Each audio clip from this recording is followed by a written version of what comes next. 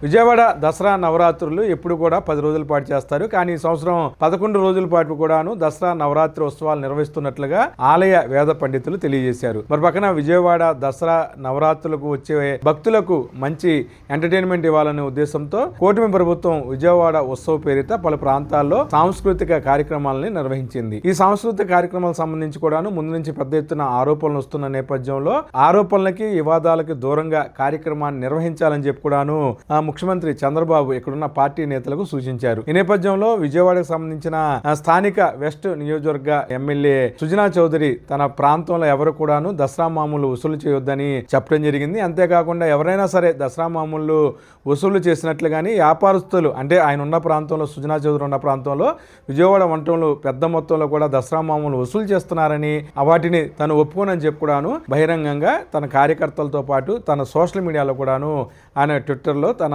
ఒక press note లాంటిది విడుదల చేశారు. ఏదేమైనా సరే దసరా ఉత్సవాల పేరిట కొంతమంది పార్టీకి తెలిసి జరుగుతుందో తెలియక జరుగుతుందో కానీ పెద్ద ఎత్తున మామూలు అయితే వసూలు చేస్తున్నారని ఆరోపణలు అయితే వినవస్తున్నాయి. అయితే మొత్తం మీద కూడాను విజయవాడ నవరాత్రుల సందర్భంగా మంచి జోష్లో ఉందని చెప్పొచ్చు.